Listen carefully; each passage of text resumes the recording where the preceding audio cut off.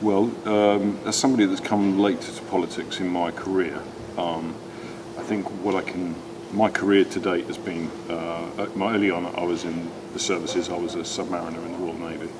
I then went into the Kent Fire Service, and I was a firefighter in Thanet at Thanet Fire Station when it was opened. And then I got into business sort of mid-career, culminating in some senior positions at Virgin Atlantic and with British Airports Authority. So I've got a mixture of public service and also commercial experience, which I'm hoping that I can bring to some of the challenges that confront Thanet. So, business plans, delivering projects, those kind of things, really getting some momentum and into Thanet. And also as well, with Virgin Atlantic, working with Richard Branson, I learned a lot about branding, and I think that the brand of Thanet, if I can use that term, is one that needs refreshing, and it needs to be marketed, because there's a lot of pessimism about Thanet, and there's a lot of it always gets the bad. It's always bottom of the pile. It's always the sort of end of the line, and I think we need to challenge those notions with some positive messages, which is one of the things I'm seeking to do.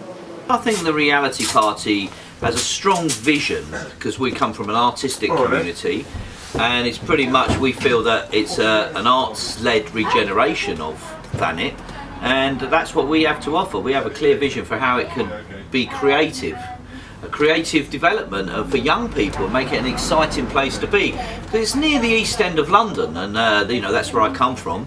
And look how that's been regenerated through the arts-led community. And it seems to be those people that are arriving here in Thanet. I think first of all, a lot of passion for Thanet. I mean, I love the place, I love the people.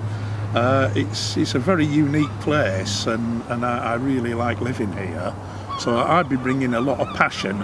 Also as well, I've got a lot of ideas, especially about regenerating Thanet and about fairness and social justice. So I'm coming in with a lot of ideas, a lot of beliefs, and a great love for the place. I mean, in the 8 years I've lived here, I mean, I've got to know lots of people, I've found out lots about the area, and it's one of the best places I've ever lived, and the potential is massive. It's unlimited potential here, and I think that's why I want to be standing for office here. That's why I've got involved in politics here. Well, I bring a bit of age, a bit of experience. I'm a chartered accountant in practice. I employ 25 people, been a magistrate for 10 years. I've been a councillor for 8 years. I've done a lot of things in life. And this is a complex seat that's got some complex issues, and I can bring that life experience, as well as being part of a very strong Conservative team to actually bring some positive change to South Thanet. Well, I think the thing I can bring most is passion and commitment. I absolutely love Thanet. I've lived here for 7 years now, and I love everything about it. I love the coast, I love the countryside, I love the people. I mean, it could be such... I mean, we've got so much already, yet it could be even better, And whatever I do, I mean, I've been running the Manston campaign, or helping run the Manston campaign for the past year now, and as people will probably testify, I'm totally committed. Whenever I start anything, I am totally committed to it. So, passion and commitment, I think, is the answer to your question. Well, the most important thing is we need somebody that's going to put South Thanet first. For a number of years, South Thanet has always been at the end of the queue, last to get things. For example, when shore starts were all brought out across Kent, we were the last area that actually got shore starts, despite the fact that we had one of the greatest needs.